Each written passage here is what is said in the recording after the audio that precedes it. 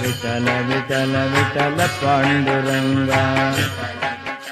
बोल वृंदावन विहारी लाल की जय।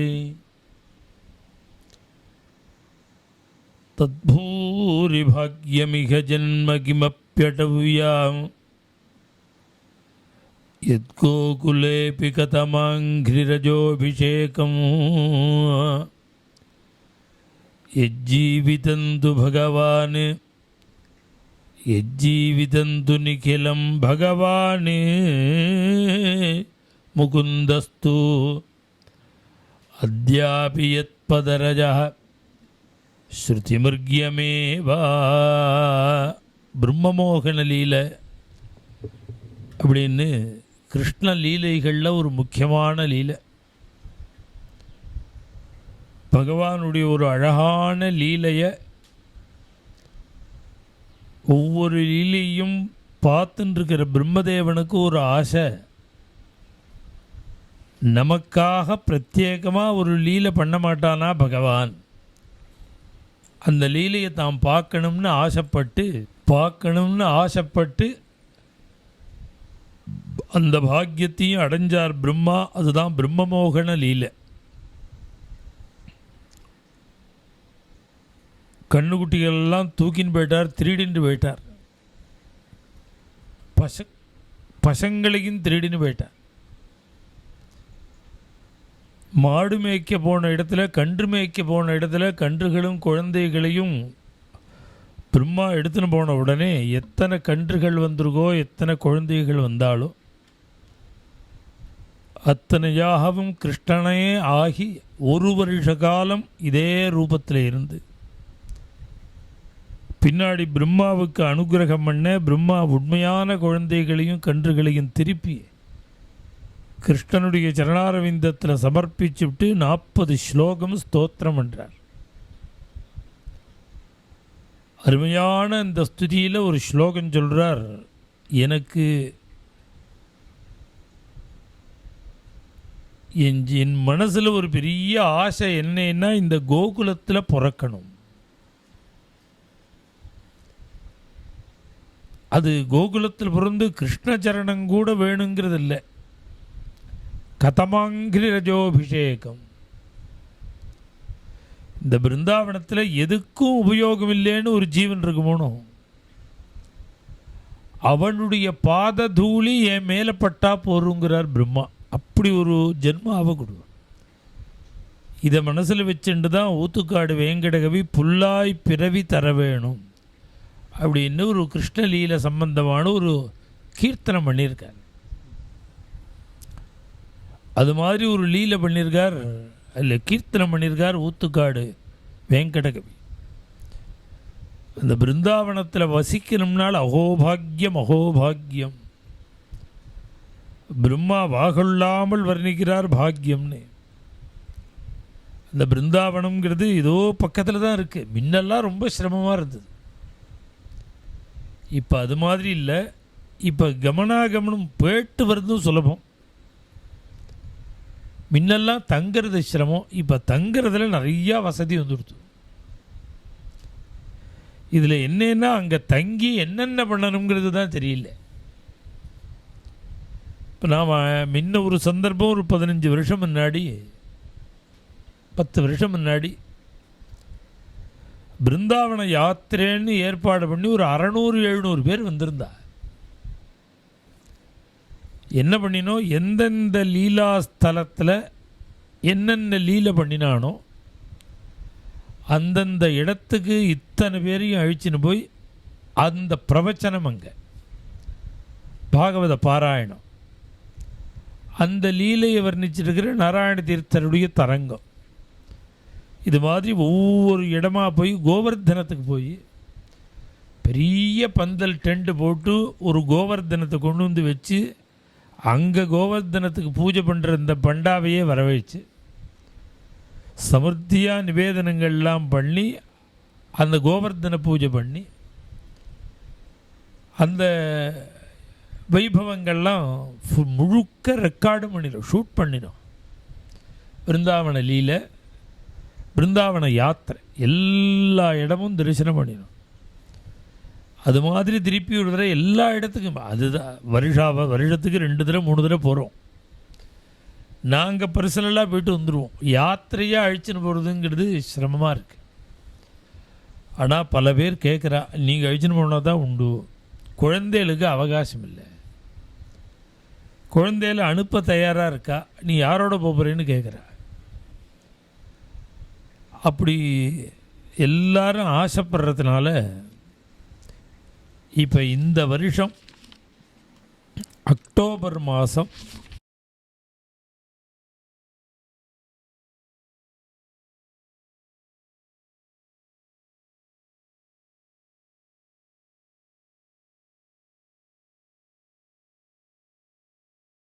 சரியாக 7 நாள் பிருந்தாவனத்தில் தங்குற மாதிரி ஏற்பாடு பண்ணி,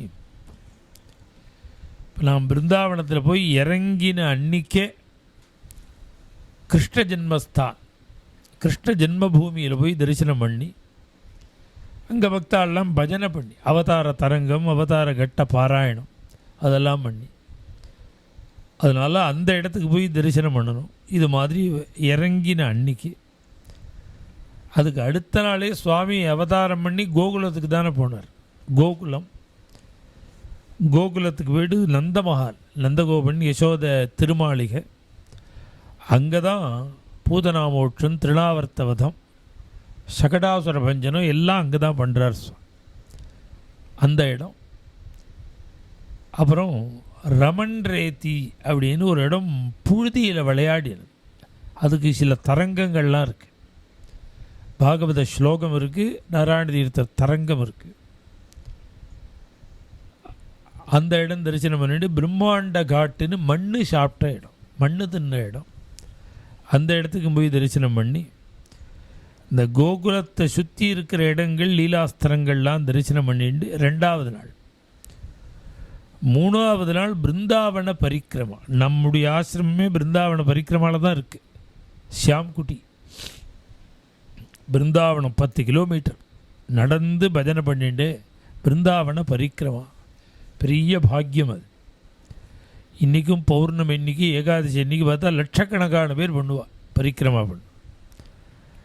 4வது நாள் அன்றைக்கி ராதையினுடைய ஜென்மஸ்தான். ராதாதேவி பிறந்த இடம் ராவல்னு ஒரு கிராமம். அங்கே தான் ராதையினுடைய ஆவிர்பாவம். அதனால் அங்கே போயிட்டு ராதா குண்டம் ஷியாம் குண்டம் அப்படின்னு எல்லாம் கோவர்தனம் பக்கத்தில் இருக்கு. அங்கே போய் தரிசனம் பண்ணிட்டு அப்புறம் பர்சானா தரிசனம் பண்ணிட்டு இதெல்லாம் 4வது நாள்.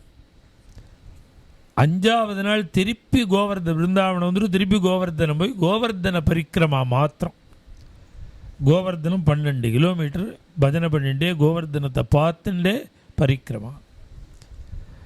6வது நாள் இதில் பாண்டீரவனம்னு யமுனைக்கு அக்கறை. அங்கே இந்த கீத கோவிந்தத்தில் வர 8வது 9வது அஷ்டபதியெல்லாம் வர்ணிக்கிற இடம். ராதை ஏகாந்தமாக கிருஷ்ண விரகத்தில் தாபப்பட்டான்னு பாகவதத்தில் அஷ்டபதியில் வருது. அந்த இடம் மானச சரோவர்னு பேர். அந்த இடம் தரிசனம் பண்ணணும். இந்த ராசலீலையில் தானும் கலந்துக்கணும்னு தாயார் மகாலட்சுமி தபஸ் பண்ணின பேல்வன்னு பேர், பில்வவனம். அங்கே தாயார் தரிசனம் பண்ணிட்டு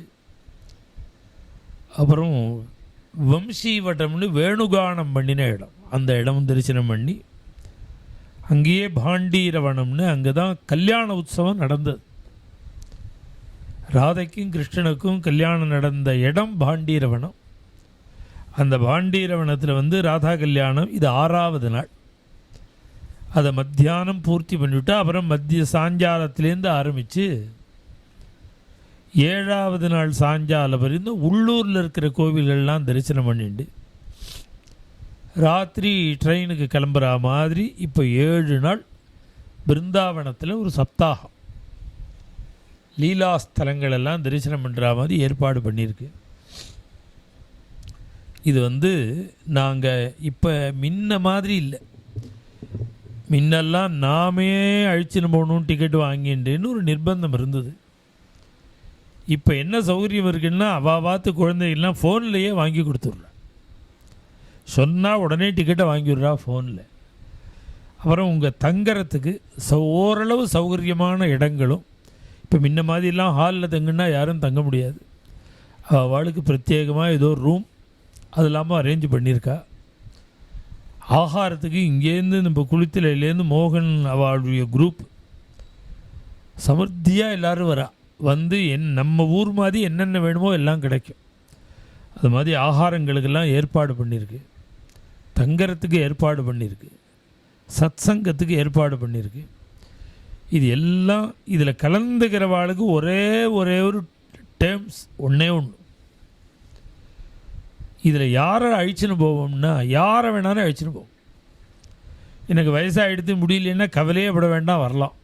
எல்லோரும் பார்த்துப்பா, சிரமப்படாமல் வந்துட்டு வரலாம். அதுவும் நாம் பிருந்தாவன யாத்திரை பண்ண போகிற நாள் வெயில் இல்லாமல் ஜிலுன்னு இருக்கும். ரொம்ப குளிரும் இருக்காது, வெயிலும் இருக்காது. நமக்கு ஹிதமான காலம் அது. அதனால் எல்லோரும் அவசியம் யார் வேணாலும் வரலாம். ஆகாரம் நல்ல ஆகாரமாக இருக்கிறதுனால உடம்புக்கு ஒன்றும் பண்ணாது. தங்கறதுக்கும் வசதி இருக்குது. நாம் தங்குற இடத்துக்கே பஸ் வந்து எல்லா இடத்துக்கும் அழிச்சின்னு போய்ட்டு திருப்பி இறக்கி விட்டுரும். அப்படி தான் இடம் பார்த்துட்டுருக்கா, பிளான் பண்ணிட்டுருக்கா. நாங்கள் ஒரு 300 பேர் மாத்திரம்தான் அழிச்சு. முன்னெல்லாம் 700-800 பேர் வந்தால், இப்போ இருக்கிற ஒரு பரிஸ்திதிக்கு 300 பேர் மாத்திரம்தான் அழிச்சுன்னு போகிறதாக உத்தேசம்.